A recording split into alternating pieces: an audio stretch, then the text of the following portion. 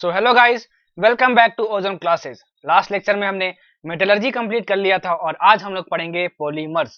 अगर नीट की बात करें तो नीट में एक क्वेश्चन जरूर आता है यहाँ से, और यकीन मानो अगर ये लेक्चर देख लोगे तो आपको एनसीईआरटी पढ़ने की बिल्कुल भी जरूरत नहीं है, क्योंकि जो क्वेश्चन आने वाला है नीट में, एक क्वेश्चन जो आएगा वो इसी लेक्चर से होने वाला है। ठीक है, तो अच्छे से बैठ जाओ पढ़ाई करने के लिए।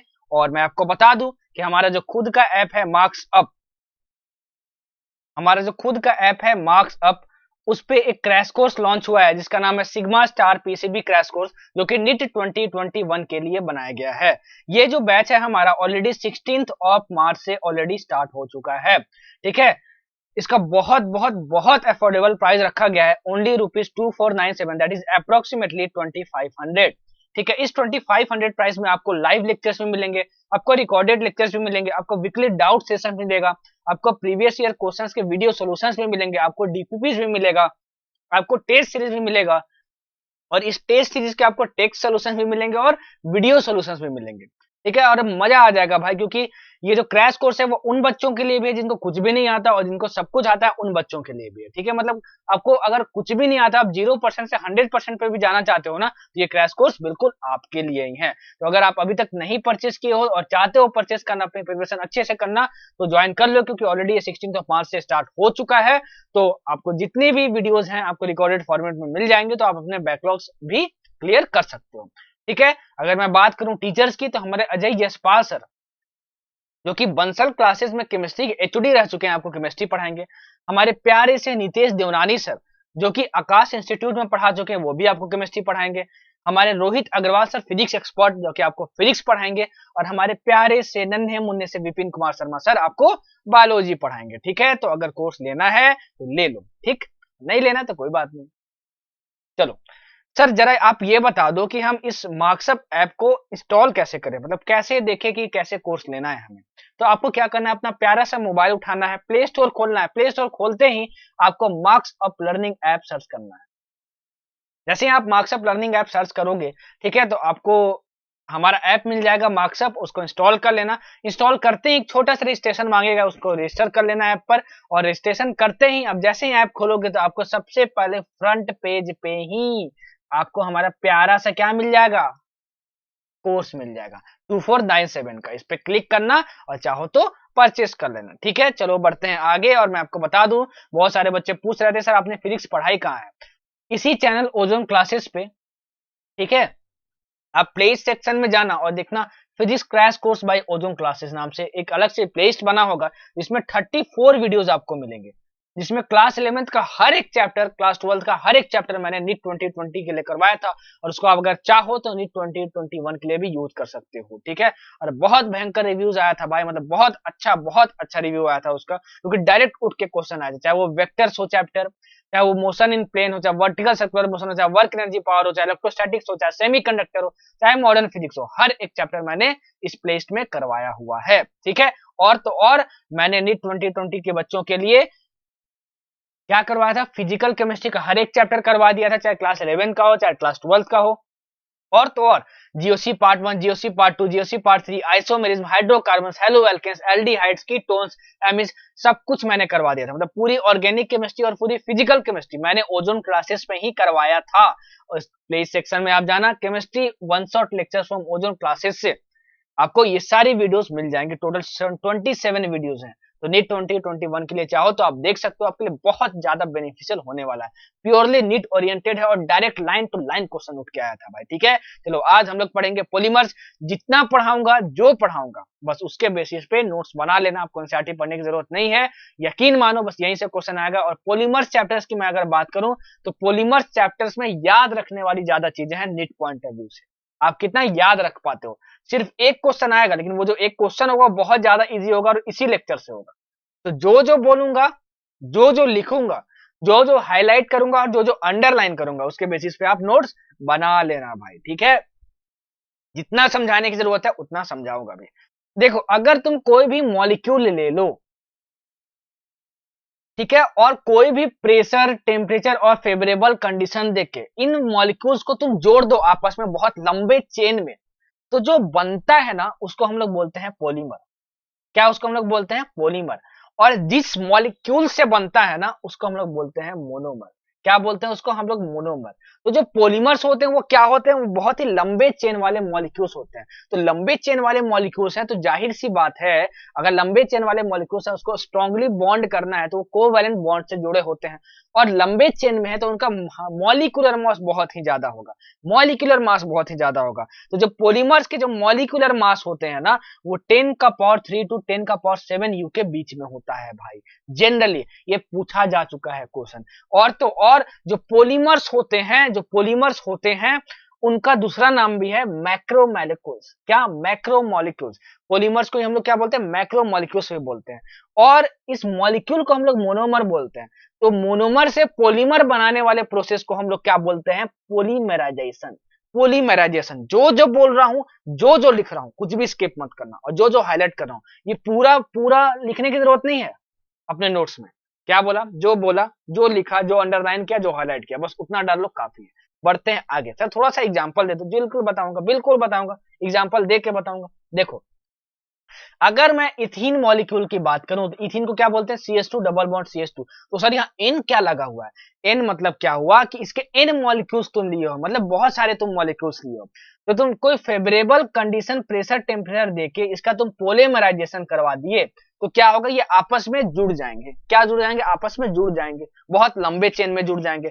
और उसी लंबे चेन को डिनोट करने के लिए हम लोग यहाँ पे N यूज किए हैं।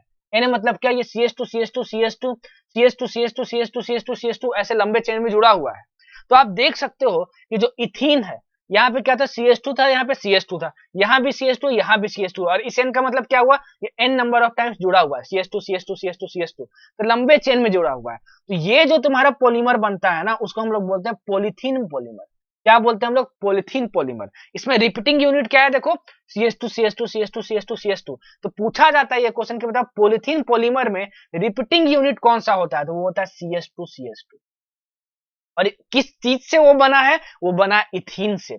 जिस चीज से बना होता है उसको हम लोग क्या बोलते हैं? मोनोमर। तो ये क्या हुआ? मोनोमर हुआ। तो पॉलीइथीन का जो मोनोमर होगा वो क्या होगा? इथीन होगा। ठीक है। वैसे ही दूसरा एग्जांपल है नाइलॉन 66। नाइलॉन 66 के बारे में आगे भी आपको पढ़ना है, इसलिए मैं उसको आपको आगे बताऊंगा। ये तो बस बताया कि भाई मोनोमर से पॉलीमर बनता कैसे। ठीक है ना।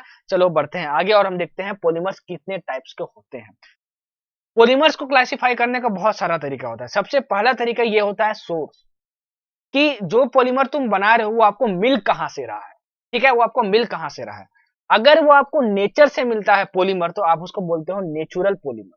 ठीक है ना। और नेचुरल पॉलीमर्स के जो एग्जांपल्स होते हैं वो होते हैं proteins, cellulose, starch, rubber and resins. अब ये बताने की जरूरत नहीं कि प्रोटीन्स क्या होते हैं, रबर क्या होता है, सेल्यूलोज क्या होता है। बायोलॉजी के स्टूडेंट हो, इतना तो आप जानते हो। तो ये पॉलीमर्स हैं वो प्लांट्स और एनिमल्स में पाए जाते हैं, मतलब क्या? नेचर से पाए जाते हैं। तो ऐसे पॉलीमर्स जो नेचर से पाए जाते हैं उसको हम लोग क्या बोलते हैं? Natural polymers. ठीक है।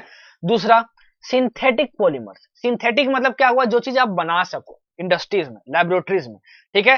तो ऐसे पॉलीमर्स जो लेबोरेटरीज में, इंडस्ट्रीज में बनाए जाते हैं उसको हम लोग बोलते हैं सिंथेटिक पॉलीमर्स। और सिंथेटिक पॉलीमर्स का जो एग्जांपल है वो क्या हो गया तुम्हारा? प्लास्टिक। प्लास्टिक को हम लोग क्या बोलते हैं? पॉलीथीन भी बोलते हैं। नाइलॉन 66, बुना एस। ठीक है। बुना एस, ये सब तुम्हारे किसके एग्जांपल है? सिंथेटिक पॉलीमर्स के। और सेमी सिंथेटिक पॉलीमर्स होता है तीसरा टाइप। बाप रे बाप सर, नेचुरल समझ में आया कि नेचर से मिलता है, सिंथेटिक समझ में आया कि लेबोरेटरी से बनाया जाता है। सर सेमी सिंथेटिक मतलब क्या हुआ? सेमी सिंथेटिक मतलब क्या हुआ कि आपको ऐसा पॉलीमर जो नेचर से मिले लेकिन कुछ केमिकल मॉडिफिकेशन की जरूरत हो ताकि उसको तुम यूज कर सको, तो उसको हम लोग बोलते हैं सेमी सिंथेटिक पॉलीमर्स। और इसके एग्जांपल क्या क्या है? देखो, cellulose acetate that is rayon. ठीक है। सेल्यूलोज नाइट्रेट, ये दोनों एग्जांपल है। और ये दोनों, ये इसको खासकर जरूर याद रखना क्योंकि पूछा जाता है the formula of rayon is, तो सेल्यूलोज एसीटेट को हम लोग बोलते हैं रेयन। बहुत इंपॉर्टेंट। तो इस पूरे से एक ही क्वेश्चन बनेगा कि which of the following is a natural polymer. Option में रहेगा स्टार्च। स्टार्च को फटाक से आपको टिक मारना पड़ेगा। विच of the following is a semi synthetic polymer, तो आपको रेयन रहेगा तो रेयन आपको टिक मारना पड़ेगा। और रेयन को क्या बोलते हैं? सेल्यूलोज एसीटेट भी बोलते हैं। क्या बोलते हैं? सेल्यूलोज एसीटेट भी बोलते हैं। बढ़ते हैं आगे और अब हम लोग देखेंगे दूसरा क्लासिफिकेशन का बेसिस। दूसरा क्लासिफिकेशन का बेसिस है तुम्हारा स्ट्रक्चर ऑफ पॉलीमर्स, कि जो पॉलीमर्स होते हैं उनके अंदर का स्ट्रक्चर कैसा होता है। देखो, तो इसके बेसिस पे भी तीन टाइप्स के हुए होते हैं, linear polymers, branched polymers and cross linked polymers. Cross linked और 3D नेटवर्क पॉलीमर्स इसको बोलते हैं। क्या बोलते हैं? 3D नेटवर्क पॉलीमर्स बोलते हैं। सबसे पहले देखते हैं लीनियर पॉलीमर्स। अगर पॉलीमर्स को आप माइक्रोस्कोप से देखोगे ना और वो कुछ इस तरीके से लंबे चेन में दिखे, बस देखो इस तरीके से, तो उसको हम लोग बोलते हैं लीनियर पॉलीमर्स। तो लीनियर पॉलीमर्स का एग्जांपल क्या क्या है? High density polythene. अब आगे जाके देखोगे जो पॉलीथीन अभी हमने बनाया था पॉलीमर, वो दो तरीके का होता है, high density polythene and low density polythene. Polyvinyl chloride, इसको हम लोग बोलते हैं पीवीसी शॉर्ट फॉर्म में। ये तुम्हारा क्या है? लीनियर पॉलीमर्स है। मतलब क्या? वो स्ट्रेट चेन्स में जुड़े होते हैं। कभी कभार आपको क्या कर देता है, आपको डायग्राम दे देगा, देखो इसका डायग्राम दे देगा, इसका या फिर इसका दे देगा, इसका डायग्राम दे देगा, आपको बोलेगा बताओ ये कौन से टाइप का पॉलीमर है, तो ऑप्शन में रहेगा आपको ब्रांच चेन पॉलीमर, तो आपको टिक मारना पड़ेगा। तो ये जो तीनों डायग्राम है, ये तीनों को भी नोट्स में डाल लेना, ठीक है ना, कि ये डायग्राम जो है वो कौन से पॉलीमर को रिप्रेजेंट कर रहे हैं। चलो अब देखते हैं ब्रांच पॉलीमर। ब्रांच पॉलीमर्स में क्या होता है भाई, वो स्ट्रेट चेन्स में तो होते ही हैं ऐसे ऐसे, लेकिन इसमें ब्रांचेस होते हैं। देखो ऐसे करके ब्रांचेस होते हैं इसमें, ऐसे करके इसमें ब्रांचेस होते हैं, देखो ये सब ब्रांचेस हैं, ये सब ब्रांचेस हैं इसमें। तो ऐसे स्ट्रेट पॉलीमर्स जिसमें ब्रांचेस भी हो उसको हम लोग बोलते हैं ब्रांच चेन पॉलीमर्स। और इसका एग्जांपल है low density polythene.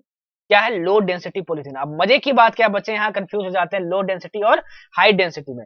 High density polythene is a linear polymer, but low density polythene is a branch chain polymer. याद रखना भाई, ठीक है। चलो तीसरा, क्रॉस लिंक्ड और 3D नेटवर्क पॉलीमर्स। ये जो पॉलीमर्स हैं वो जनरली बनते हैं, कैसे मोनोमर से? ऐसे मोनोमर से जहां पे दो या फिर तीन फंक्शनल ग्रुप लगे हो। फंक्शनल ग्रुप पढ़े होगे, क्या होता है? COOH होता है, अमाइड ग्रुप होता है, कार्बोक्सिलिक ग्रुप होता है, अल्कोहलिक ग्रुप होता है, पढ़े हो ना भाई ऑर्गेनिक केमिस्ट्री में। तो ऐसे मोनोमर से मिलके बने जिसमें कि दो या तीन या उससे भी ज्यादा क्या हो? मोनोमर्स हो, उनसे मिलकर जो बनता है पॉलीमर्स, वो क्या बनता है? क्रॉस लिंक पॉलीमर्स बनता है। और क्रॉस लिंक पॉलीमर्स का दूसरा नाम क्या है? 3D network polymers. और इसके एग्जांपल क्या है? Bakelite, melamine, etcetera. तो यहां से क्वेश्चन क्या क्या बनेगा, आपको डायग्राम दे देगा, बोलेगा बताओ ये कौन से टाइप का पॉलीमर है, ठीक है। आपको क्या बोल देगा? आपको बोलेगा bakelite is an example of which kind of polymer, तो ऑप्शन में रहेगा क्रॉस लिंक पॉलीमर। तो आपको फटाक से टिक मारना पड़ेगा, ये सारे एग्जांपल याद कर लो, ठीक है, नोट्स में डाल लो। चलो बढ़ते हैं आगे। चलो अब तीसरा क्लासिफिकेशन का बेसिस हमारा क्या होता है? Mode of polarisation. Mode of कि पॉलीमर बनाते कैसे हो, पॉलीमर बनाते कैसे हो, ठीक है, पॉलीमर बनाते कैसे हो। तो इसको दो कैटेगरी में बांटा गया है, दो सब ग्रुप में बांटा गया है। एक होता है एडिशन पॉलीमर और दूसरा होता है कंडेंसेशन पॉलीमर। देखते हैं कि क्या होता है, बहुत बहुत बहुत इजी। जो एडिशन पॉलीमर्स होता है, एडिशन पॉलीमर्स बनाने के लिए आपको ऐसे मोनोमर्स चाहिए जिसमें डबल बॉन्ड हो या फिर ट्रिपल बॉन्ड, इसमें डबल बॉन्ड हो या फिर ट्रिपल बॉन्ड। देखो जो हिंदी लैंग्वेज में बोलता हूं ना भाई, उसके बेसिस पे आप अपने लैंग्वेज में नोट्स बना रहे हो एकदम झमाझम मजा आ जाएगा। क्यों मजा आ जाएगा भाई? क्योंकि देखो ये सब टफ लगेगा, ठीक है, इसलिए मैं एकदम हिंदी में एक्सप्लेन कर रहा हूं जितना जरूरत है। चलो, तो आपको डबल बॉन्ड या ट्रिपल बॉन्ड वाले मोनोमर्स चाहिए, मतलब क्या? मॉलिक्यूल्स चाहिए। जैसे सर आपने अभी बताया था कि इथीन लिया था हमने, और इथीन हमने लिया था तो CH2 यूनिट बार बार अगर रिपीट कर दे हम लोग स्ट्रेट चेन में, तो हमारा क्या बन जाता है? पॉलीथीन बन जाता है। तो ऐसे पॉलीमर्स जो कि सिंगल मोनोमर से मिलकर बने, जो सिंगल मोनोमर से मिलकर बने, उसको बोलते हैं हम लोग होमोपोलीमर, ठीक है। मतलब ऐसा पॉलीमर जो एक सिंगल मॉलिक्यूल के रिपीटेशन से बने, उसको हम लोग बोलते हैं क्या? होमोपोलीमर। और ऐसे पॉलीमर जो एक से ज्यादा मोनोमर्स के मिलने से बने, एक के ज्यादा मोनोमर्स के एडिशन से मिलने से बने, तो उसको हम लोग बोलते हैं कोपोलीमर। क्या बोलते हैं उसको हम लोग? कोपोलीमर। तो कोपोलीमर्स के एग्जांपल्स क्या क्या होते हैं? बुना एस एंड बुना एन। ये सर बुना एस बुना एन क्या होता है, अभी आगे जाके पढ़ोगे, अभी बस समझ लो बुना एस और बुना एन। और बोलोगे सर ये तो प्यार मोहब्बत और प्रेम से याद कर लेंगे, बुना एस बुना एन, बुना एस बुना एन, बुना एस बुना एन, याद हो गया सर, ठीक है। ये क्या है? कोपोलीमर्स है। कोपोलीमर्स मतलब क्या होता है? एक से ज्यादा मोनोमर से जो मिलकर बनते हैं उसको हम लोग क्या बोलते हैं? कोपोलीमर बोलते हैं। और जो सिर्फ एक मोनोमर से मिलकर बनता है उसको हम लोग क्या बोलते हैं? होमोपोलीमर बोलते हैं। चलो बुना एस देखते हैं कैसे बनता है, ठीक है ना, बहुत इंपॉर्टेंट है। बुना इसके किससे किससे मिलकर बन रहा है? पहले स्टाइरिन से मिलकर बन रहा है एंड 1,3 ब्यूटाडाइन से मिलकर बन रहा है। तो जिन मॉलिक्यूल से मिलकर बनता है उसको हम लोग क्या बोलते हैं? मोनोमर्स बोलते हैं। तो बुना इसके मोनोमर्स कौन कौन से हो गए? 1,3 ब्यूटाडाइन और स्टाइरिन हो गए, ठीक है ना, स्टाइरिन हो गया। और हमारा जो बुना इसका स्ट्रक्चर होगा वो क्या बनेगा? ऐसा मिलकर बनेगा, ठीक है, ऐसा मिलकर बनेगा। तो सर ये याद रखने की जरूरत है क्या? बिल्कुल याद रखने की जरूरत है। 1,3 ब्यूटाडाइन तो आप ऑर्गेनिक केमिस्ट्री पढ़े होगे तो लिख लोगे। 1,3 ब्यूटाडाइन कैसे लिखते हैं? देखो ये, ठीक है। और यहाँ पे n मॉलिक्यूल्स लगा दो क्योंकि तुमको हमको लंबा चेन में जोड़ना है। स्टाइरिन का फॉर्मूला याद रखना भाई, स्टाइरिन का फॉर्मूला होता है C6H5 CS double bond CH2। अब देखो ये तुम्हारा बना कैसे है, देखो तुम्हारा बना कैसे है, ठीक है। CH2 CH CH CH2 यहाँ पे भी है, देखो CH2 CH CH CH2 यहाँ पर भी है, और यहाँ देखो यहाँ पे क्या था, CH2 CH C6H5 CH2 CH C6H5 सब सेम है, बस देखो ये डबल बॉन्ड का जो तुम्हारा लोकेशन है ना वो बदल गया है। डबल बॉन्ड यहाँ पे सिंपल एक ही आया है यहाँ पर, ठीक है, तो ये ध्यान में रखना। और ये n का मतलब क्या हुआ कि n टाइम्स ये रिपीट हो रहा है, तभी तो बहुत लंबा चेन बनेगा और तुम्हारा पॉलीमर कहलाएगा, ठीक है, पॉलीमर कहलाएगा।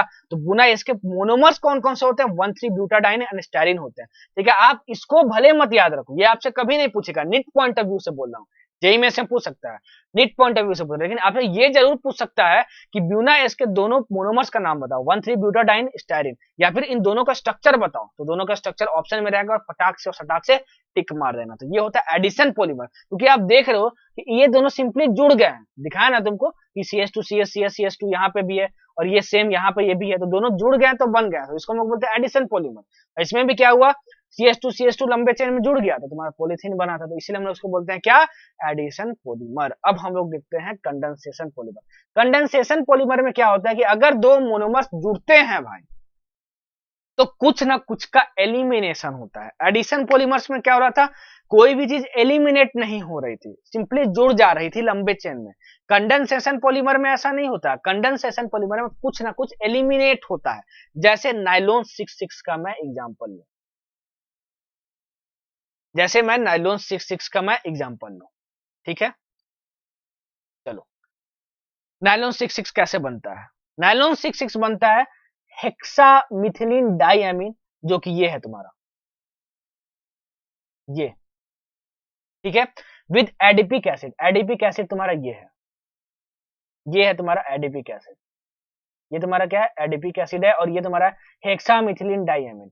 तो नाइलॉन 66 के दो मोनोमर्स हो गए, क्या क्या, हेक्सामिथिलीन डाइएमीन एंड एडिपिक एसिड, ये आपको याद रखना है, ठीक है। कंडेंसेशन पॉलीमर है तो जाहिर सी बात है कुछ ना कुछ निकलेगा, तो नाइलॉन 66 जब बनता है तो हमारा H2O का एलिमिनेशन है, इसका एलिमिनेशन होता है, H2O का एलिमिनेशन होता है। तो इसके दोनों मोनोमर्स क्या है, हेक्सामिथिलीन डाइएमीन एंड एडिपिक एसिड। तो सर इसमें याद क्या क्या रखना है, जरा आप ये बता दो। कंडेंसेशन पॉलीमर से एग्जांपल है तुम्हारे टेरिलीन या फिर डेक्रोन, मतलब डेक्रोन को हम लोग टेरिलीन भी बोलते हैं, इंपॉर्टेंट है, याद कर लो, dacron is also called as terylene. Nylon 66, nylon 6, ये तीनों एग्जांपल है किसके, ये तीनों एग्जांपल है तुम्हारे कंडेंसेशन पॉलीमर के। एडिशन पॉलीमर का एग्जांपल क्या था, Buna N Buna S polythene. ये पूछा जाता है which of the following is an result of condensation polymer, तो ऑप्शन में रहेगा नाइलॉन 66, अब फटाक से टिक मार देना, ठीक है। इसके दोनों मोनोमर्स का क्या नाम है, हेक्सामिथिलीन डाइमीन एंड एडिपिक एसिड, ठीक है। एडिपिक एसिड में देखो तुम्हारा कार्बोक्सिलिक ग्रुप लगा हुआ है, और इसमें तुम्हारा देखो क्या एमाइड ग्रुप जुड़ा हुआ है, क्या जुड़ा हुआ है, अमाइड ग्रुप जुड़ा हुआ है, क्या जुड़ा हुआ है तुम्हारा, अमाइड ग्रुप जुड़ा हुआ है। और जो नाइलॉन 66 का स्ट्रक्चर है ये आपको याद रखना, बहुत बार पूछा जा चुका है अलग अलग एग्जामिनेशन में कि which of the following is the structure of nylon 66। तो नाइलॉन 66 मतलब तुम्हारा क्या हुआ, ये स्ट्रक्चर है, तो मतलब ये स्ट्रक्चर बार बार लिख के आप याद कर लो। अब ये जो नाइलॉन 66 है ना, यहाँ पे 66 क्या डिनोट करता है, ये बहुत बार पूछा गया है, ठीक है ना। देखो क्या डिनोट करता है 66, यहाँ पे देखो जो हेक्सामिथिलीन डाइएमीन है, यहाँ कितना कार्बन है, 6 कार्बन है कि नहीं। यहाँ पे देखो जो एडिपिक एसिड है उसमें कितने कार्बन है, देखो ये कार्बन तो 4 है, और एक कार्बोक्सिलिक एसिड का 5वां कार्बन, और इस कार्बोक्सिलिक एसिड का 6वां कार्बन, यहाँ भी 6 कार्बन है और यहाँ भी 6 कार्बन है, इसलिए इसका नाम दिया गया नाइलॉन 66। मतलब इसके जो मोनोमर्स है ना उसमें 6 कार्बन है। समझ में आया, तो इतना आपको याद रखना कंडेंसेशन पॉलीमर्स के बारे में। बढ़ते हैं आगे प्यार और मोहब्बत से, और बढ़ते हैं आगे प्यार और मोहब्बत से। हाँ, कंडेंसेशन पॉलीमर हमारा हो गया और इतना ही हमको जरूरत है। और अब हम लोग दूसरा क्लासिफिकेशन देखेंगे पॉलीमर्स का, मॉलिक्यूलर फोर्सेस के बेसिस पर। जो हमारे पॉलीमर्स होते हैं वो बहुत सारे टाइप्स के होते हैं, मॉलिक्यूलर फोर्सेस के बेसिस पर भी। जो हमारे पॉलीमर्स हैं उसके अंदर एटम्स हो गए, उन एटम्स अगर कनेक्टेड हैं तो जाहिर सी बात है उनमें फोर्सेस ऑफ अट्रैक्शन होगा। तो उन मॉलिक्यूलर फोर्सेस के बेसिस पे भी पॉलीमर्स को क्या किया गया, पॉलीमर्स को क्लासिफाई किया गया। इसके बेसिस पे 4 तरह के क्लासिफिकेशन है, elastomers, fibres, thermoplastic and thermosetting. देखते हैं क्या क्या है। सबसे पहले देखते हैं इलास्टोमर्स। इलास्टोमर्स ऐसे पॉलीमर्स हैं जिनमें इलास्टिक प्रॉपर्टीज होती है। मतलब ऐसे पॉलीमर जिसको तुम रबर की तरफ खींच सको ना भाई, तो उसको बोलते हैं इलास्टोमर्स। और मजे की बात क्या है, मॉलिक्यूलर फोर्सेस के बेसिस पे जितना भी क्लासिफिकेशन होता है पॉलीमर्स का, इसमें इलास्टोमर्स में वीकेस्ट, मतलब सबसे वीकेस्ट मॉलिक्यूलर फोर्सेस है, सबसे वीकेस्ट मॉलिक्यूलर फोर्सेस होते हैं, ठीक है, सबसे वीकेस्ट मॉलिक्यूलर फोर्सेस होते हैं। और मजे की बात क्या है, इसमें जो जनरली मॉलिक्यूलर फोर्सेस पाए जाते हैं इलास्टोमर्स में, वो तुम्हारे कौन से होते हैं, वैंडर वॉल फोर्सेस। क्या होते हैं, वैंडर वॉल्स फोर्सेस होते हैं, वैंडर वॉल्स फोर्सेस होते हैं। और इलास्टोमर्स के एग्जांपल क्या क्या है, Buna S, Buna and neoprene, neoprene, ठीक है, एग्जांपल नोट कर लेना। पूछा जाता है which of the following is an example of elastomer, तो ऑप्शन में रहेगा नियोप्रिन, फटाक से टिक मार देना। और नियोप्रिन का स्ट्रक्चर भी बहुत इंपॉर्टेंट है भाई, नियोप्रिन का स्ट्रक्चर क्या होता है, CH2C double bond CH CH2 और यहाँ पे Cl लगा होता है। ये पूछा जाता है कि नियोप्रिन में बताओ कौन सा फंक्शनल ग्रुप लगा हुआ है, तो क्लोरीन लगा हुआ है। तो आपको इसका स्ट्रक्चर भी याद होना चाहिए नीट पॉइंट ऑफ व्यू से। जितना याद रखना है, जो याद रखना है सब कुछ बता दूंगा भाई, कुछ भी छोड़ूंगा नहीं। बोलो झमाझम झमाझम झमाझम बोलो भाई, ठीक है, सब कुछ याद हो जाएगा। चलो अब देखते हैं फाइबर्स के बारे में। अगर हम फाइबर्स की बात करें तो इसमें स्ट्रॉन्गेस्ट मॉलिक्यूलर फोर्सेस प्रेजेंट होते हैं, ठीक है ना।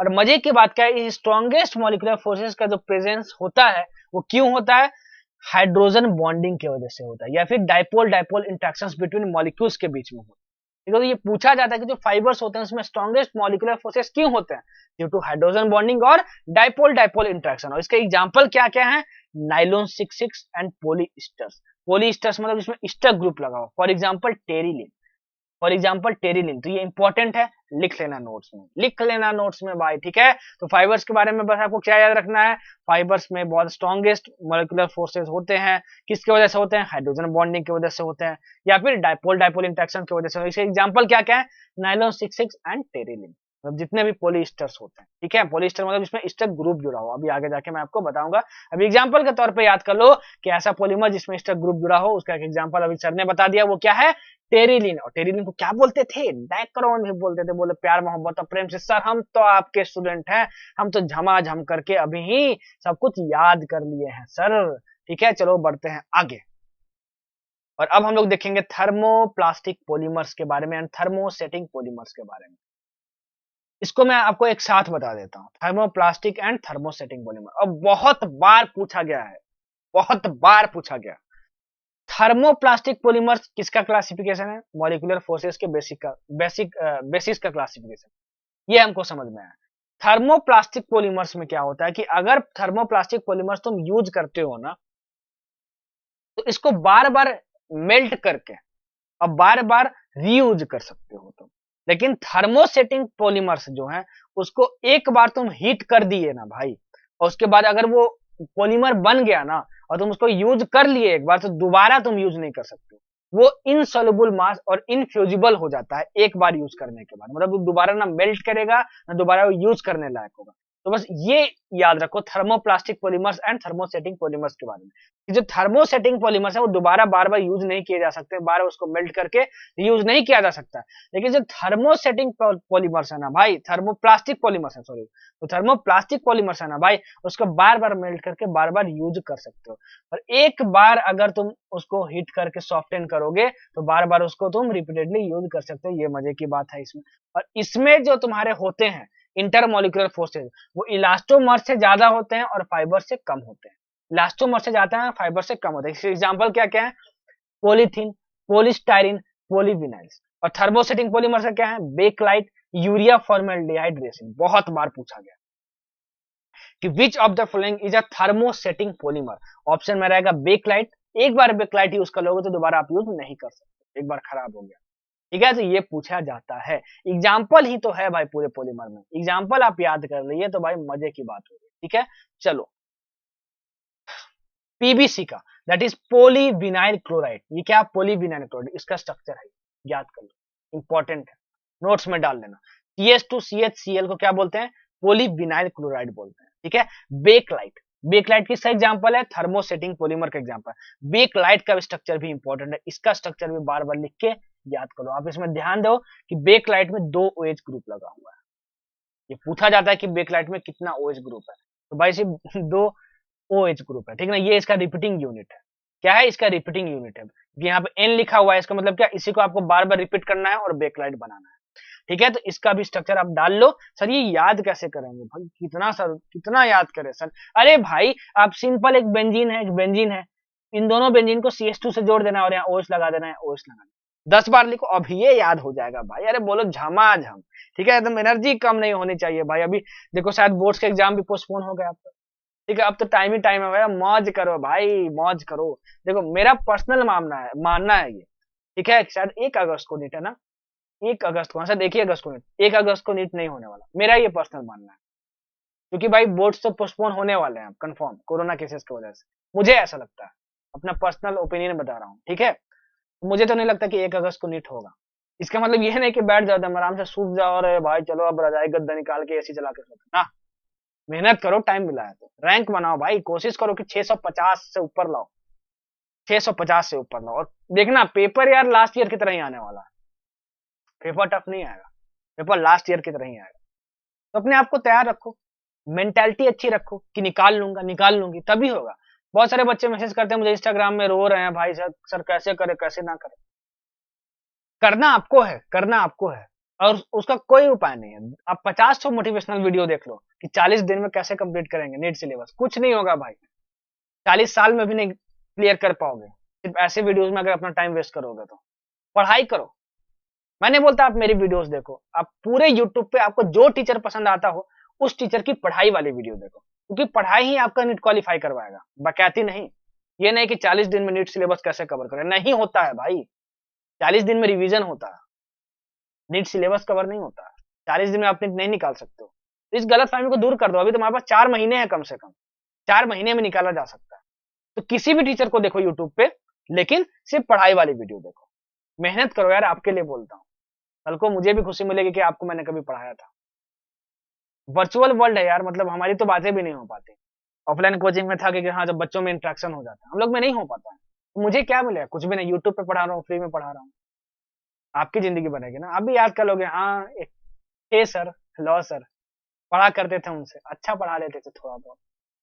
मेहनत करो, मेहनत इज द ओनली वे जिससे आपका नीट निकलेगा, बकैती मारने से नहीं निकलेगा, ठीक है।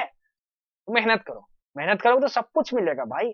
करो तो मेहनत। कभी कभी बोर फील होता हो तो मूवी देख लो, जो भी मूवी आपको पसंद है। जैसे मुझे टॉलीवुड मतलब साउथ इंडियन पसंद है, मैं भी बोर होता हूँ, मैं भी डिमोटिवेट कभी कभार फील करता हूँ किसी किसी चीजों को लेकर। सबके लाइफ में अलग अलग लेवल की प्रॉब्लम होती है भाई। ये मत सोचो कि आपको बस दिक्कत आ रही है, हर बच्चे को दिक्कत आ रही है। जो लड़ेगा, जो टिके रहेगा, वो आगे बढ़ेगा, नहीं तो नहीं होगा। फिर नीट नहीं निकलेगा, फिर बैठ के रोते रहना जो कि मैं नहीं चाहता हूँ। इसीलिए बोल रहा हूँ 4 महीने मेहनत करो। सबके लाइफ में प्रॉब्लम है, डट के मेहनत करो। बोलो अरे सर हम तो वो जो क्लासेस के स्टूडेंट हैं, हम तो लॉ सर के स्टूडेंट हैं। बोलो झमाझम और बढ़ जाओ आगे, ठीक है। बढ़ते हैं आगे और देखते हैं फ्री रेडिकल मैकेनिज्म होता क्या सर। अभी क्या बता दिया, अचानक से फ्री रेडिकल मैकेनिज्म बताने लगे सर। होता क्या है कि बहुत सारे जो पॉलीमर्स होते हैं ना, उसमें सबसे पहले फ्री रेडिकल बनता है, ठीक है। उसके बाद पॉलीमर्स बनते हैं, उसके बाद क्या बनते हैं, पॉलीमर्स बनते हैं, ठीक है ना। उसके बाद क्या बनते हैं, पॉलीमर्स बनते हैं। तो ऐसे पॉलीमर्स जिसमें फ्री रेडिकल बनते हैं, वो पूछा जाता है ऐसे कौन कौन से पॉलीमर्स हैं जिनके मैकेनिज्म में फ्री रेडिकल बनता है, वो भी मैं आगे बताऊंगा। तो इसका पहले मैकेनिज्म समझ लो। होता क्या है कि फ्री रेडिकल मैकेनिज्म करवाने के लिए हमेशा सबसे पहले तुम्हें क्या क्या पैरोक्साइड चाहिए। तो हम लोग मान लो बेंजोइल पैरोक्साइड ले ली। पैरोक्साइड है, ये कैसे पता चला, क्योंकि यहाँ पे ओ सिंगल बॉन्ड ओ है, ये देखो, जिसको हम लोग बोलते हैं पैरोक्साइड, ठीक है। तो इसका क्या हुआ, इसका फ्री रेडिकल बना, देखो होमोलिटिक फ्यूजन हुआ, तो ये बन गया तुम्हारा। अब ये मैं एक्सप्लेन नहीं करूंगा भाई, ये क्योंकि ऑर्गेनिक में आप पढ़ चुके हो, ठीक है। अच्छा, उसके बाद क्या हुआ, इससे बनता है तुम्हारा C6H5 का फ्री रेडिकल, ये बन गया, जिसको हम लोग बोलते हैं फिनाइल रेडिकल। अब ये जो फिनाइल रेडिकल है ना भाई, वो इथीन पे अटैक करता है, और अटैक करके क्या बनाता है, C6H5CH2 रेडिकल, ठीक है ना। उसके बाद फिर क्या होता है, फिर ये जो रेडिकल है वो दोबारा अटैक करता है किस पे, CH2 डबल बॉन्ड CH2। तो इसको बोलते हैं चेन प्रोपोगेटिंग स्टेप, क्योंकि अब इसमें चेन जुड़ने लगेगा भाई, अब इसमें पॉलीमर बनना शुरू होगा। अभी क्या था तुम्हारा, अभी सब कुछ स्टार्ट हो रहा था, ठीक है। तो उसके बाद क्या होगा तुम्हारा, ये इससे अटैक करेगा और तुम्हारा ऐसा कुछ बना देगा, क्या बना देगा, ऐसा कुछ बना देगा। ठीक है, और फिर ये ऑटोमेटिक अपने आप क्या बन जाएगा, C6H5CH2 और यहाँ पे N हो जाएगा, और ये CH2 यहाँ पे फ्री रेडिकल हो जाएगा। मतलब ये वाला जो पार्ट है तुम्हारा रिपीट होने लगेगा। ठीक है, ये होता है चेन प्रोपोगेटिंग स्टेप। इसको एज इट इज लिखना है और याद कर लेना और कुछ नहीं करना है। ठीक है, चलो बढ़ते हैं आगे। उसके बाद लास्ट स्टेप जो होता है वो होता है चेन टर्मिनेटिंग स्टेप। इसमें क्या होता है, तुम्हारा जो ये वाला चीज बना था ना, ये वाला, ये, ठीक है, वो दोबारा उसी चीज से रिएक्ट करेगा, क्योंकि बहुत सारे तुम्हारे पास मॉलिक्यूल्स हैं, तो बार बार ये तुम्हारा बनेगा। तो एक इसका मॉलिक्यूल और दोबारा उसी का मॉलिक्यूल मिलेगा, दोनों जुड़ेगा और तुम्हारा ये बनाना। और इसको हम लोग क्या बोलते हैं, पॉलीथीन बोलेंगे, क्योंकि यहाँ पे CH2 जिसमें CH2 यूनिट रिपीटिंग यूनिट होता है, उसको हम लोग क्या बोलते हैं, पॉलीथीन बोलते हैं। सर यहाँ से क्वेश्चन बनेगा क्या? नहीं, यहाँ से कोई क्वेश्चन नहीं बनेगा। फ्री रेडिकल मैकेनिज्म मैंने बताया, वहां से कोई क्वेश्चन नहीं बनेगा। अभी मैं आगे आपको बताऊंगा ना भाई कि कौन कौन से जो पॉलीमर्स हैं जो इसमें फ्री रेडिकल बनता है, ये आपसे पूछा जाएगा। तो फ्री रेडिकल जो जिसमें बनता है, जाहिर सी बात है वो फ्री रेडिकल मैकेनिज्म को फॉलो करेगा, ये आपसे पूछा जाएगा। ठीक है, अच्छा, अब चाहो तो क्या याद कर सकते हो, जैसे मैं अगर पेपर सेट करता तो मैं यहाँ से एक क्वेश्चन यहाँ से बना सकता हूँ कि जो फ्री रेडिकल मैकेनिज्म होता है, ठीक है, तो उसका सेकेंड स्टेप क्या है, जो चेन प्रोपोगेटिंग स्टेप है, ठीक है, वो कौन सा है? तो ऑप्शन में ये डाल दूंगा, 4 ऑप्शन रहेगा आपको ये टिक मारना पड़ेगा। तो ऐसे क्वेश्चन यहाँ से बन सकता है। ठीक है, तो नोट्स बना लेना। ठीक है ना, चलो अब हम लोग देखते हैं एडिशन पॉलीमर्स के बारे में, कुछ एडिशन पॉलीमर्स के बारे में। सर आपने बताया है शुरू में ही कि जो पॉलीथीन होता है वो CH2 के रिपीट होने की वजह से बनता है, तो ये एक एडिशन पॉलीमर हुआ, ये तो हमको समझ में आया। ठीक है ना, वो हमारा क्या हुआ, एडिशन पॉलीमर हुआ। अब सर आपने बताया था शुरू में कि जो पॉलीथीन होता है वो 2 टाइप का होता है, low density polythene and high density polythene. Low density polythene को हम लोग शॉर्ट में LDP भी बोलते हैं। ये बनता कैसे है? सर पॉलीथीन है तो जाहिर सी बात है कि इथीन का पॉलीमराइजेशन से बनेगा, इथीन के पॉलीमराइजेशन से। अगर तुम इस पे प्रेशर देते हो 1000 to 2000 एटमॉस्फेयर और टेम्परेचर तुम दे देते हो 350 केल्विन से 570 केल्विन, ये सब याद रखना है, क्योंकि सर आप तो हम पुराने स्टूडेंट हैं, हमको पता है आप जो भी हाईलाइट करते हैं, जो भी बोलते हैं सर मुहुआ से, ठीक है, और जो भी अंडरलाइन करते हैं वो सब कुछ नोट्स में डालना है। ठीक है, अच्छा, और किसके प्रेजेंस में आपको पेरोक्साइड लेना है फिर डाइऑक्साइड ऑक्सीजन लेना है, तो आपको क्या बनेगा, लो डेंसिटी पॉलीथीन बनेगा। ये पूछा जाता है कि बताओ इथीन को अगर 1000 से 2000 एटमॉस्फेयर देते हैं प्रेशर और 350 से 570 केल्विन टेम्परेचर देते हैं in the presence of dioxygen और पेरोक्साइड, तो क्या बनता है, लो डेंसिटी पॉलीथीन की high density polythene, low density polythene बनता है। और जाहिर सी बात है पॉलीथीन बन रहा है तो फ्री रेडिकल मैकेनिज्म को फॉलो करेगा ही, क्योंकि अभी मैंने बताया कि फ्री रेडिकल मैकेनिज्म से पॉलीथीन बनता है। ठीक है, बढ़ते हैं आगे। और मजे की बात क्या है कि लो डेंसिटी पॉलीथीन जो है वो केमिकली इनर्ट होता है भाई, मतलब वो रिएक्शन करता ही नहीं है किसी से, और बहुत ही टफ होता है, बहुत ही टाइट होता है। ठीक है, and it is a poor conductor of electricity, मतलब कि इलेक्ट्रिसिटी कंडक्ट करता ही नहीं है, इसलिए हम लोग क्या करते हैं, इसको इंसुलेशन पर्पस के लिए यूज करते हैं लो डेंसिटी पॉलीथीन को। मतलब कोई वायर हुआ ना भाई, उसमें से करंट फ्लो हो रहा है और तुम चाहो कि उसमें इंसुलेशन प्रोवाइड कर दे ताकि तुम उसको छुओ तो तुमको करंट ना मारे, तो हम वहां पे लो डेंसिटी पॉलीथीन का यूज कर सकते हैं। तो हम लोग इसको क्या करते हैं, it is use in insulation of electricity carrying wires, bottles बनाने में यूज करते हैं, टॉयज बनाने में यूज करते हैं, फ्लेक्सिबल पाइप्स बनाने में यूज करते हैं। ठीक है, ये याद कर लेना भाई, ये पूछा जाता है, क्वेश्चन में पूछा गया है कि which of the following is not correct regarding low density polythene. ठीक है ना, तो ऑप्शन में पता क्या रहेगा, सब कुछ दिया रहेगा, एक ये दिया रहेगा, it is a good conductor of electricity, तो इज नॉट करेक्ट पूछा है तो उसको आप फटाक से टिक मार देना और सटाक से 4 नंबर लेके आ जाना भाई। ठीक है, अब दूसरा है तुम्हारा हाई डेंसिटी पॉलीथीन। अब पॉलीथीन है तो जाहिर सी बात है ये भी इथीन से ही बनेगा, ये भी किससे बनेगा, इथीन से ही बनेगा।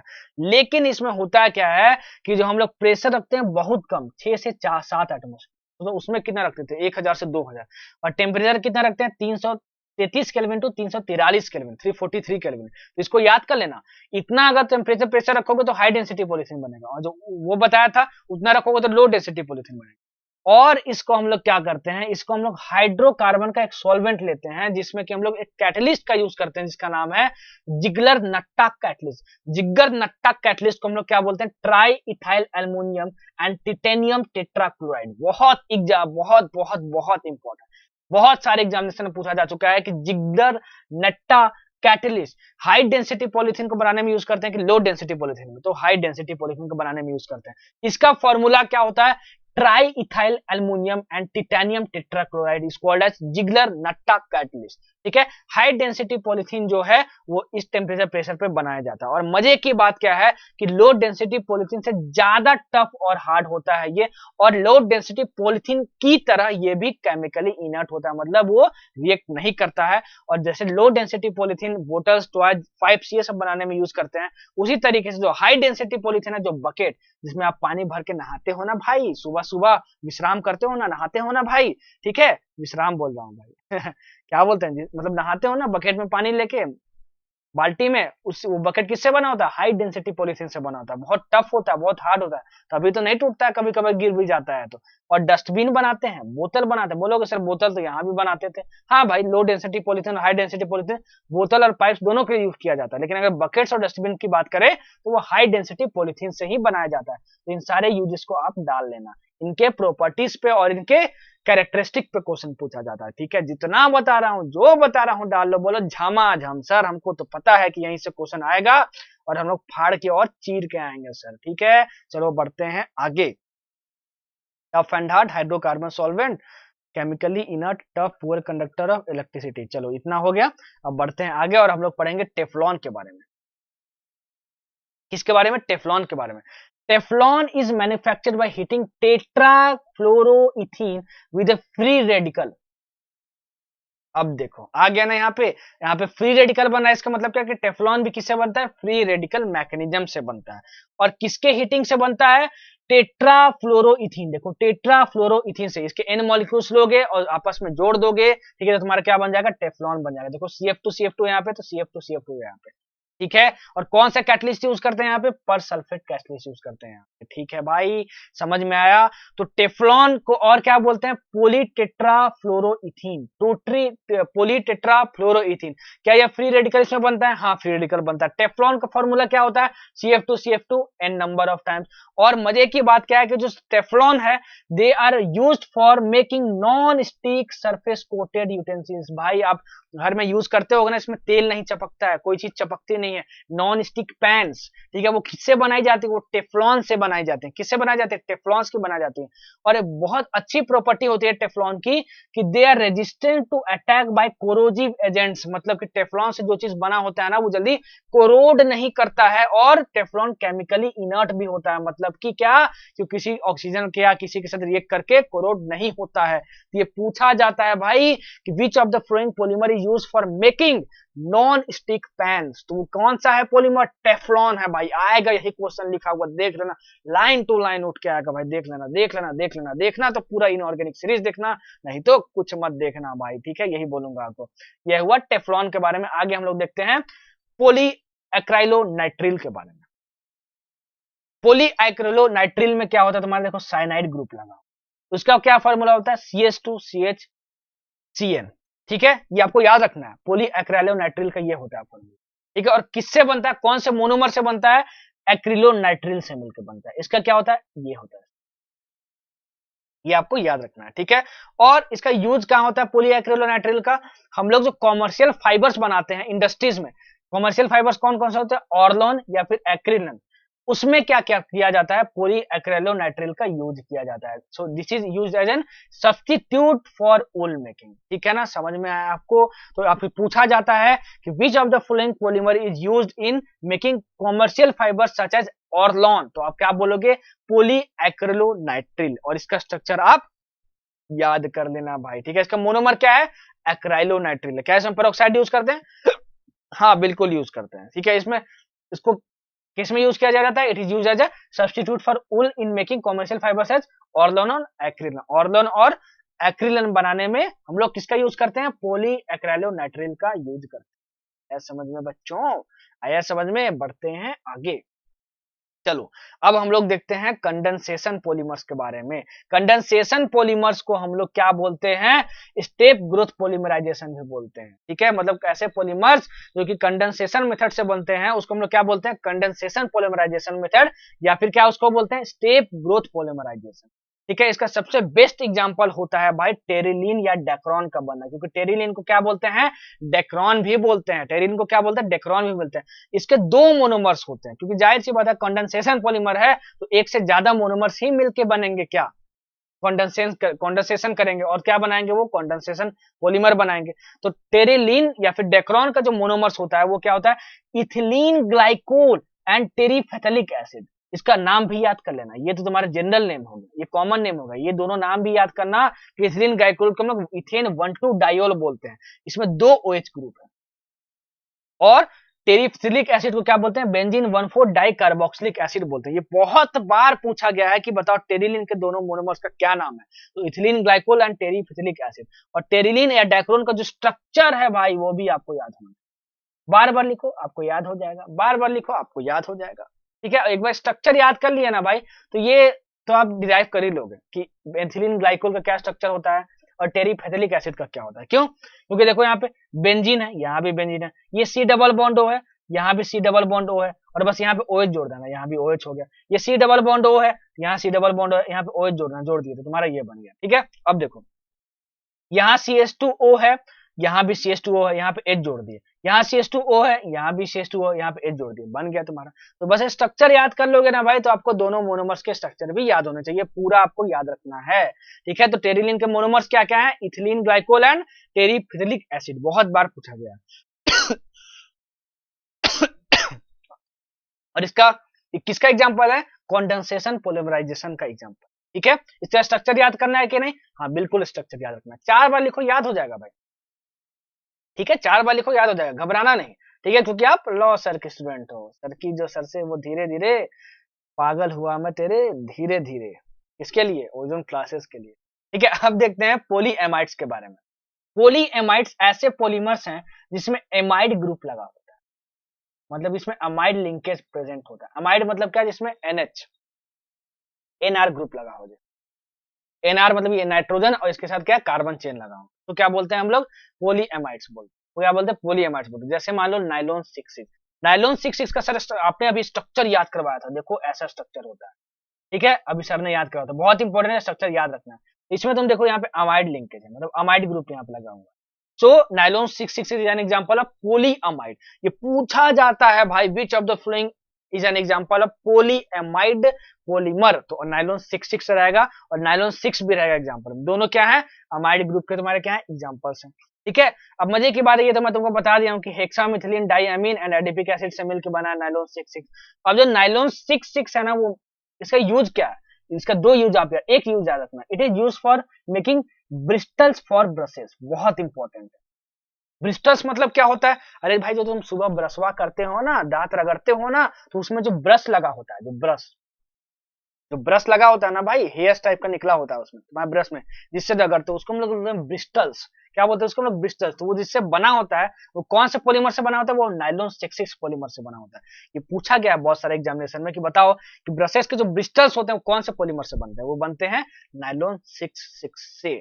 ठीक है बच्चों, आया समझ में, बढ़ते हैं आगे और हम लोग देखेंगे अब नाइलॉन 6 के बारे में। नाइलॉन 6 के बारे में, नाइलॉन 6 क्या है तुम्हारा, पॉलीएमाइड पॉलीमर है, पॉलीएमाइड पॉलीमर है। बाप रे बाप सर, पॉलीएमाइड पॉलीमर, सर इसका मतलब इसमें अमाइड ग्रुप जरूर होगा, बिल्कुल। अमाइड ग्रुप सर हमको पता है NR को बोलते हैं। NR मतलब क्या हुआ, नाइट्रोजन, और R मतलब क्या हुआ तुम्हारा, कार्बन चेन हुआ। ठीक है, मतलब हाइड्रोजन कार्बन ये सब होना चाहिए। तो देखो यहाँ पे NH ग्रुप लगा हुआ है, इसका मतलब क्या हुआ कि यहाँ पे अमाइड ग्रुप है, तो ये क्या है, एक पॉलीएमाइड पॉलीमर है। ठीक है, नाइलॉन 6 का स्ट्रक्चर कुछ ऐसा होता है, और ये बनता कैसे है सर, जरा आप ये बता दो। हमारे पास इसका जो मोनोमर होता है वो होता है कैप्रोलैक्टम। कैप्रोलैक्टम बहुत बार पूछा जा चुका है, मोनोमर नाइलॉन 6 का क्या होता है, कैप्रोलैक्टम। और कैप्रोलैक्टम का कुछ स्ट्रक्चर ऐसे होता है, और ये स्ट्रक्चर भी आपको याद रखना जरूरी है। देखो बहुत आसान है याद रखना भाई, देखो CH2 को आपको 5 बार जोड़ना, CH2 CH2 CH2 CH2 CH2, एक बार आपको कार्बोनिल ग्रुप लेना है, CO C डबल बॉन्ड, और एक बार NH ग्रुप तुमको, और इसको तुम हीट कर दोगे in the presence of water, तो तुमको क्या मिलता है, नाइलॉन 6 मिलता है। तो आपसे पूछा जाता है ये चीज कि बताओ कैप्रोलेक्टम को किसके साथ हम लोग हीट करते हैं, तो हमको नाइलॉन 6 मिलता है, तो वाटर के साथ हीट करते हैं। कैप्रोलेक्टम का सारा स्ट्रक्चर याद रखना है हमको, बिल्कुल याद रखना, क्योंकि आपसे हो सकता है ये पूछ दे इस बार कि नाइलॉन 6 का जो मोनोमर होता है उसका स्ट्रक्चर कैसा होता है, तो स्ट्रक्चर ऐसे ऑप्शन में बनाया रहेगा और घबरा जाओगे, बाप रे बाप सर ये तो एनसीईआरटी से बाहर है। बोलोगे सर हम तो आपके स्टूडेंट हैं, हम तो 4 नंबर फटाक से लेके आएंगे, क्योंकि हमने अपने अपने नोट्स में डाल लिया है और हम इसको याद कर लेंगे। और जो नाइलॉन 6 है उसका यूज क्या है, रोप्स बनाने में एंड टायर कॉर्ड्स बनाने में, फैब्रिक्स नोट करने की जरूरत नहीं है, ज्यादा इंपॉर्टेंट नहीं है। टायर कॉर्ड्स बनाने में, रोप्स बनाने में नायलॉन 6 का यूज किया जाता है, यूज किया जाता है। ये तो ज्यादा यूज नहीं है नायलॉन 6 का, तुम्हारा यूज ज्यादा ज्यादा इंपॉर्टेंट नहीं है। लेकिन जो नायलॉन 6 में तुमको बताया हूं कि जो नायलॉन 6 है वो ब्रशेस के ब्लिस्टर्स बनाने में यूज करते हैं, वो ज्यादा इंपॉर्टेंट है। तो नायलॉन 6 के बारे में क्या क्या याद रखना है कि नायलॉन 6 का जो मोनोमर होता है वो क्या होता है, कैप्रोलेक्टम होता है। कैप्रोलेक्टम किसके साथ हीट करते हैं, वाटर के साथ हीट करते हैं। इतने टेम्परेचर पे तुमको क्या मिलता है, नायलॉन 6 मिलता है। ठीक है, नायलॉन 6 क्या है, एक पोली एमाइड पॉलीमर है। क्यों, क्योंकि उसमें अमाइड ग्रुप लगा होता है। ठीक है, क्या कैप्रोलेक्टम का हमको स्ट्रक्चर याद रखना है, बिल्कुल याद रखना है। कैसे याद रखेंगे, 5 CH2 जोड़ देंगे ऐसे करके, एक कार्बोनिल ग्रुप और एक NH ग्रुप, और ऐसे जोड़ दिए तो हमारा क्या बन गया, कैप्रोलेक्टम गया। ठीक है, तो ये हुआ तुम्हारा नायलॉन 6 के बारे में। चलो बढ़ते हैं अब आगे। तो अब हम लोग देखेंगे पॉलीइस्टर्स के बारे में। हमने क्या देख लिया, पॉलीएमाइड्स देख लिया जहां पे अमाइड ग्रुप होता है। अब हम लोग देखेंगे पॉलीइस्टर्स के बारे में, जहां पे हमारा क्या होगा, ईस्टर ग्रुप लगा होगा। क्या लगा होगा, ईस्टर ग्रुप लगा होगा। इसका बेस्ट एग्जांपल तुम्हारा क्या है, टेरिलीन। और टेरिलीन को हम लोग क्या बोलते हैं, डेक्रोन भी बोलते हैं, मैंने तुमको बताया। और टेरिलीन या फिर डेक्रोन कैसे बनाते थे, कौन से मोनोमर से बनाते थे, इथिलीन ग्लाइकोल लेके और क्या, टेरिफेथलिक एसिड लेके। अब मजे की बात क्या है, यहाँ पे एक और एडिशनल नॉलेज आपको मिलेगा कि जब इन दोनों का हम लोग कंडेंसेशन करते हैं तो हमें क्या मिलता है, क्या मिलता है हम लोग को, डेक्रोन मिलता है, मतलब कि टेरिलीन मिलता है। इसमें एक कैटलिस्ट यूज होता है, उस कैटलिस्ट का नाम क्या है, zinc acetate antimony try oxide catalyst. बहुत ज्यादा इंपॉर्टेंट भाई, एनसीईआरटी की लाइन है कि टेरिलीन बनाने में, टेरिलीन के रिएक्शन में जो कैटलिस्ट यूज करते हैं उस कैटलिस्ट का नाम क्या है, zinc acetate antimony try oxide catalyst. Important है।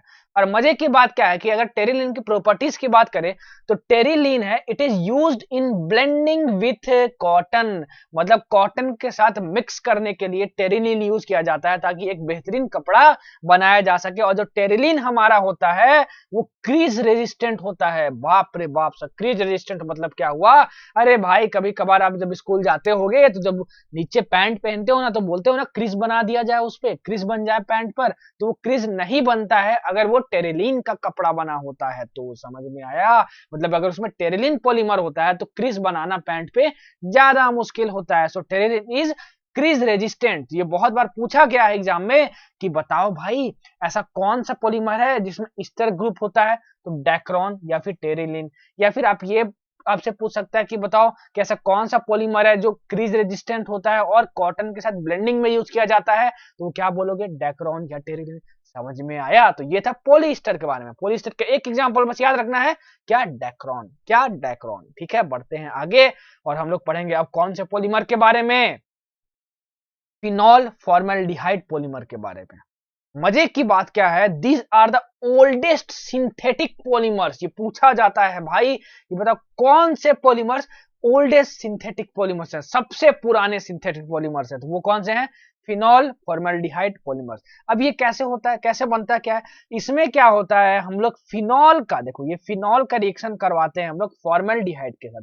ये फॉर्मेल्डिहाइड है HCOOH in the presence of any base और एसिड। बेस है कैसे पता चला, OH माइनस, अगर एसिडिक होगा मतलब क्या, H प्लस।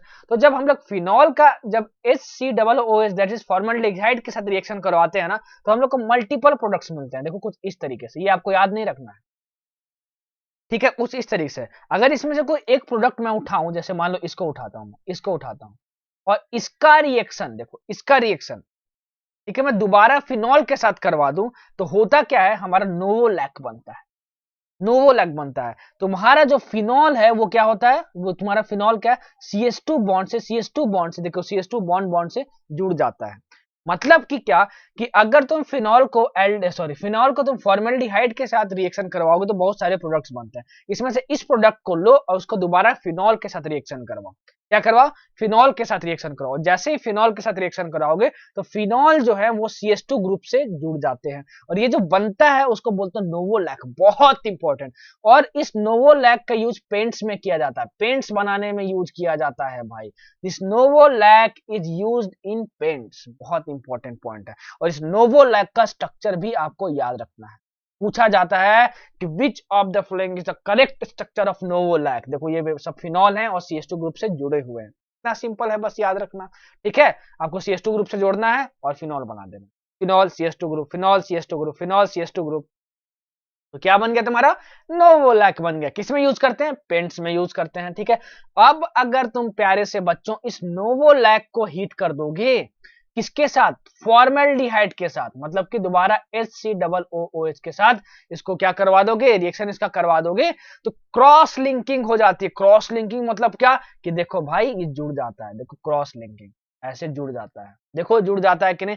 और अगर नोवोलैक आपस में जुड़ गया भाई तो क्या बनता है, बेकलाइट बनता है। क्या बनता है, बेकलाइट, या फिर बोलो बेकेलाइट बनता है। क्या बनता है, बेकेलाइट बनता है। और इस बेकेलाइट का बहुत ज्यादा यूज है किसको बनाने में, electrical switches and handles of various utensils. अरे भाई जो कुकरवा है ना भाई, जो कुकर तुम्हारे घर में इसमें चावल बनता है, उसका जो देखो होगे जो हैंडल होता है वो किससे बना होता है, बेकलाइट का बना होता है। जो इलेक्ट्रिकल स्विच होता है जिससे आप फैन चालू करते हो, जिससे आप कूलर चालू करते हो, जिससे आप स्विच ऑन करके अपने फ्रिज में पावर देते हो, वो किससे बना होता है, बेकलाइट से बना होता है। तो ये बहुत इंपॉर्टेंट यूज है इसका, कि electrical switches, handles of various utensils and combs, कंघी भाई, जिस कंघी से करते हो और घूमने जाते हो, वो किससे बनता है, वो बनता है बेकलाइट से। और बेकलाइट का स्ट्रक्चर क्या है भाई, देखो ये, अगर सिर्फ ये वाली चीजें प्रेजेंट हो, ये वाली चीजें, तो क्या होगा, नोवोलैक होगा। अगर इनको इस दो नोवोलैक को अगर तुम CH2 से जोड़ दो, क्रॉस लिंकिंग करवा दो, नोवोलैक का रिएक्शन फॉर्मल्डिहाइड से साथ करवा के, तो वो क्या बन जाता है, बेकलाइट बन जाता है। क्या बन जाता है, बेकलाइट बन जाता है। या बच्चों समझ में, चलो बढ़ते हैं आगे और दूसरे पॉलीमर के बारे में हम लोग देखेंगे। दूसरा पॉलीमर है हमारा मेलेमाइन फॉर्मल्डिहाइड पॉलीमर। अब मजे की बात क्या है कि मेलेमाइन और फॉर्मल्डिहाइड पॉलीमर जो होता है वो एक कंडेंसेशन पॉलीमर होता है। कंडेंसेशन पॉलीमर का मतलब क्या हुआ भाई, दो अलग अलग तुम मोनोमर्स लोगे, उसका कुछ उसको मिक्स करोगे तो कुछ ना कुछ एलिमिनेट हो जाएगा। देखो यहाँ पे क्या एलिमिनेट हो रहा है, मेलामाइन का स्ट्रक्चर तुम याद रखना कि मेलामाइन कैसा दिखता है। फॉर्मल्डिहाइड तो हमको पता ही है, HCHO, ठीक है, HCHO। मैंने यहाँ गलत बता दिया क्या भाई, फॉर्मल्डिहाइड, फॉर्मल्डिहाइड गलत बता दिया भाई, ये गलत है, फॉर्मल्डिहाइड ये नहीं है, HCHO, HCHO, ठीक है, यहाँ कट करके लिख लेना HCHO, formaldehyde, formaldehyde HCHO, HCHO, ठीक है। चलो, सॉरी गलती हो गया भाई, जल्दी जल्दी में कभी गलती हो जाती है। तो मेलामाइन का स्ट्रक्चर तुम याद रखना। जब मेलामाइन को हम लोग फॉर्मल्डिहाइड दैट इज HCHO के साथ रिएक्ट करवाते हैं, तो देखो हो क्या रहा है, ये जो मेलामाइन का स्ट्रक्चर है ना भाई, यहाँ एक हाइड्रोजन रिप्लेस होके CH2OH से जुड़ जा रहा है। इसे जुड़ रहा है, CH2OH से जुड़ रहा है, बाकी पूरा सेम है। देखो NH2 ये देखो पूरा सेम है। तो किसी ना किसी चीज का एलिमिनेशन हुआ, इसलिए क्या बोलते हैं इसको, कंडेंसेशन पॉलीमराइजेशन बोलते हैं। तो इसमें होता क्या है कि ये जो बना तुम्हारा वो रेजिन इंटरमीडिएट बना, मतलब कि मेलामाइन फॉर्मल्डिहाइड पॉलीमर बनाने में एक इंटरमीडिएट बनता है, और इंटरमीडिएट का स्ट्रक्चर कुछ ऐसा होता है। जब इसका हम लोग पॉलीमराइजेशन करवाते हैं ना भाई, इसका जब पॉलीमराइजेशन करवाते हैं तो ये OH निकल जाता था, ठीक है, और OH बाहर कुछ ना कुछ निकला भाई, कुछ ना कुछ बाहर निकला। इसका मतलब क्या है, वो कंडेंसेशन पॉलीमर होगा। और जो हमारा मेलामाइन पॉलीमर बनता है उसमें रिपीटिंग यूनिट क्या होता है, ये हो जाता है। यहाँ पे लिखा हुआ है N, और N का मतलब क्या हुआ, इसको बार बार रिपीट करके आप चेन में जब जोड़ दोगे तो क्या बनेगा, मेलामाइन फॉर्मल्डिहाइड पॉलीमर। तो याद रखना कि जो मेलामाइन पॉलीमर है वो ऐसा दिखता है भाई, इंपॉर्टेंट है इसका स्ट्रक्चर, ठीक है।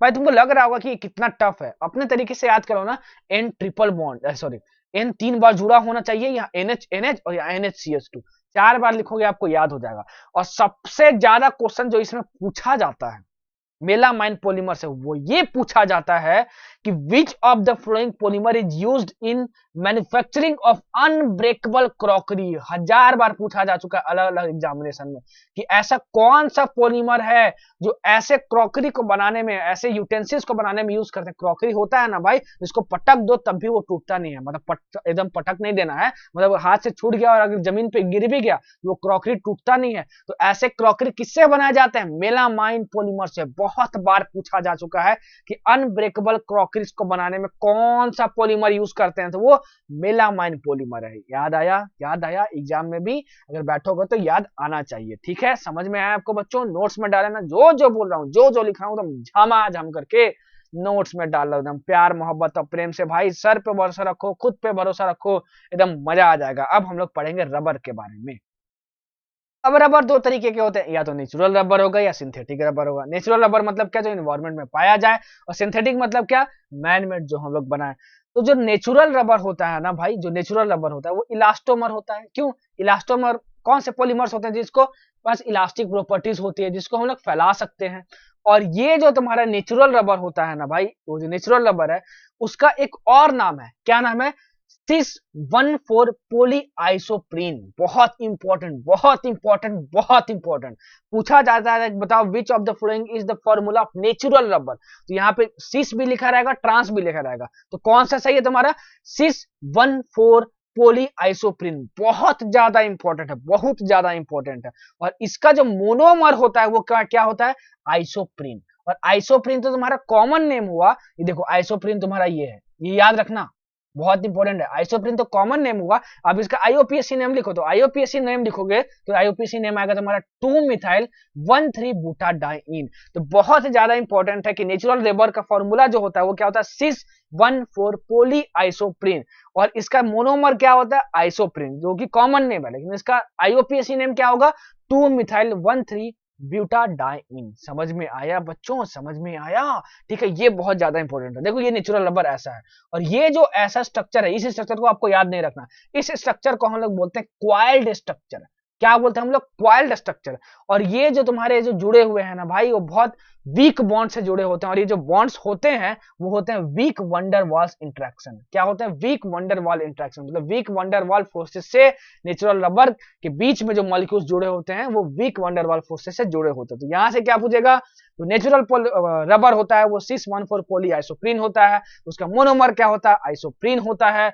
और जो तुम्हारा सिस पोली आइसोप्रीन है तुम्हारा, उसका क्वाइल्ड स्ट्रक्चर होता है, और उसमें वंडर वाल्स वीक अट्रैक्शंस पाए जाते हैं। और मजे की बात क्या है, मजे की बात क्या है कि जो नेचुरल रबर मिलता है वो कहां से मिलता है, बार्क ऑफ रबर ट्री से मिलता है। और ये जो बार्क ऑफ रबर ट्री है वो इंडिया में कहां कहां पाया जाता है, ये आपको नहीं पढ़ना है, लेकिन आपको ये पढ़ना है कि जनरली कहां कहां कौन से कंट्रीज में पाया जाता है। तो इंडिया में, श्रीलंका में, इंडोनेशिया में, मलेशिया में, साउथ अमेरिका में। तो आप यहाँ पे जियोग्राफी नहीं पढ़ रहे हो, तो ये आपको नोट्स में नहीं डालना है भाई, ठीक है। तो नेचुरल रबर एक इलास्टोमर है, सिस 1,4 पोली आइसोप्रीन क्या है, उसका नेम है, और उसका मोनोमर क्या है, आइसोप्रीन है। आइसोप्रीन का स्ट्रक्चर कुछ ऐसा होता है, आपको नोट करना है। और जो नेचुरल रबर होता है पॉलीमर, वो क्वाइल्ड स्ट्रक्चर का होता है। आया समझ में बच्चों, इतना सारा चीज इंपॉर्टेंट था इसमें, ठीक है। अच्छा, एक और चीज छूट रहा है, it is manufactured from rubber latex which is a colloidal dispersion of rubber in water.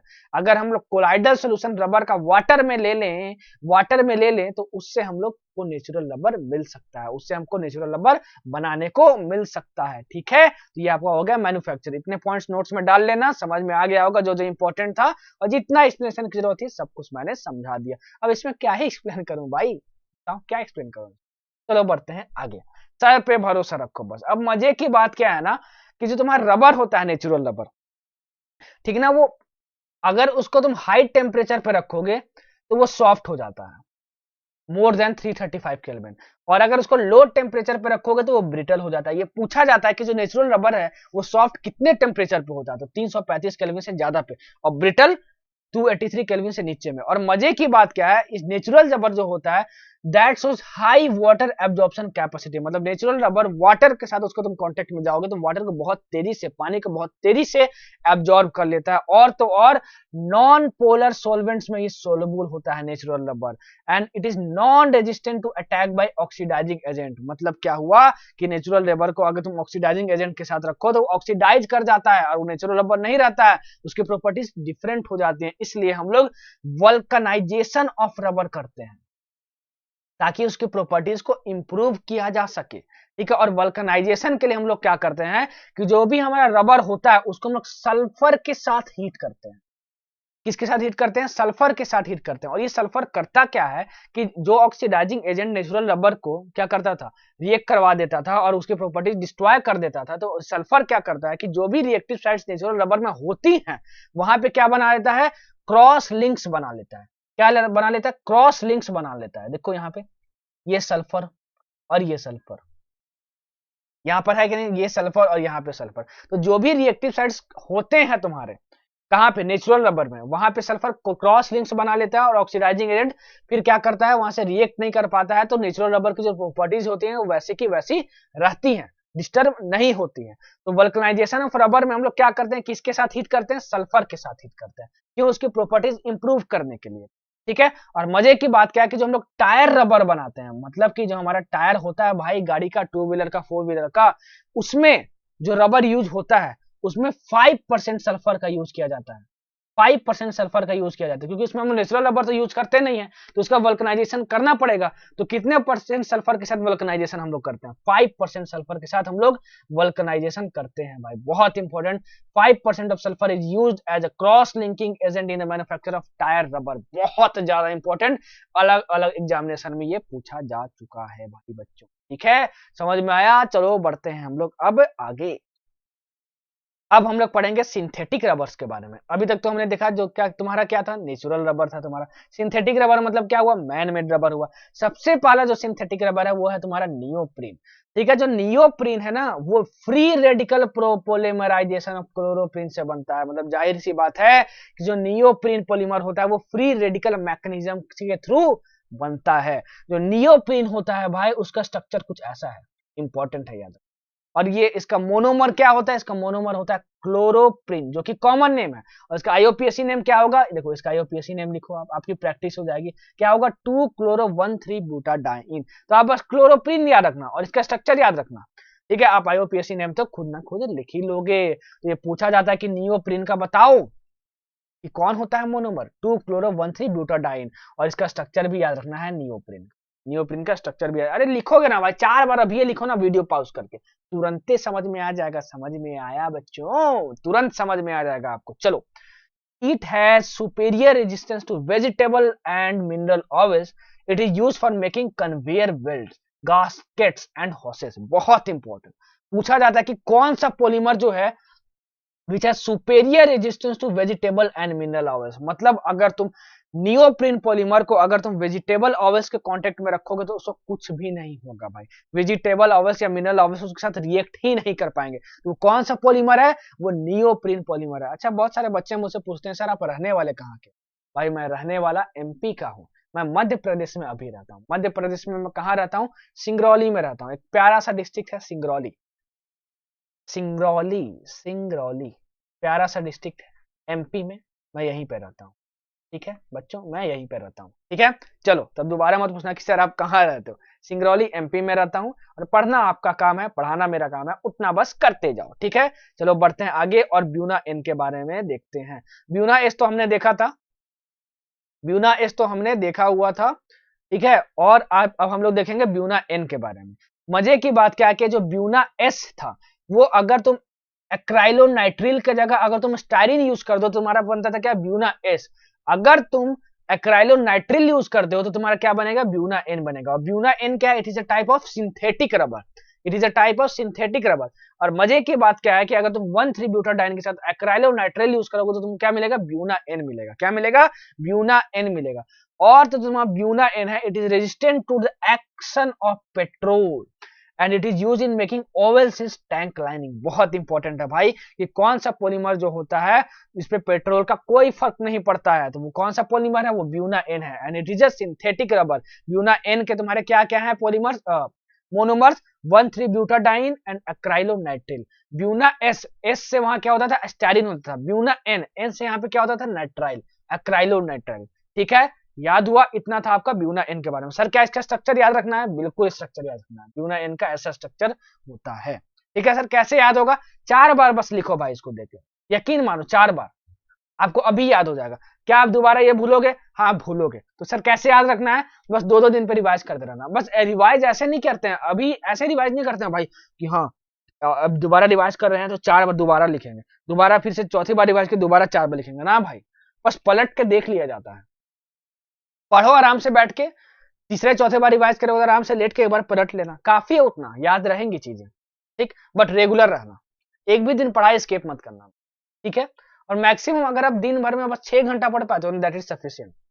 उस 6 घंटे में लेकिन सिर्फ पढ़ाई होनी चाहिए और कुछ बकैती नहीं होने चाहिए। ठीक है, चलो बढ़ते हैं आगे। ब्यूना एन के बारे में हमने देख लिया जितना इंपॉर्टेंट था। अब हम लोग देखते हैं बायोडिग्रेडेबल पॉलीमर्स के बारे में। जितने भी सिंथेटिक पॉलीमर्स हैं वो बहुत ज्यादा यूज के हैं, ये तो बात है। लेकिन मजे की बात क्या है कि एक बार पॉलीमर्स यूज हो गए, अगर उनको फेंक दिए तो बायोडिग्रेडेबल नहीं होते हैं, वो नॉन बायोडिग्रेडेबल होते हैं। मतलब कि फेंक दोगे उनको ना तो भाई वो एटमॉस्फेयर में पोल्यूशन क्रिएट करते हैं। तो इसको ध्यान में रखते हुए हमने ऐसा सोचा कि बायोडिग्रेडेबल पॉलीमर्स बनाया जाए, ताकि उसको हम लोग फेंके भी तो बैक्टीरिया उसको डिग्रेड कर सके, ठीक है, और वो टूट के एकदम मिट्टी में समा जाए, तो उससे पोल्यूशन ना हो। तो इसी को ध्यान में रखते हुए दो टाइप के पॉलीमर्स आपको पढ़ने हैं।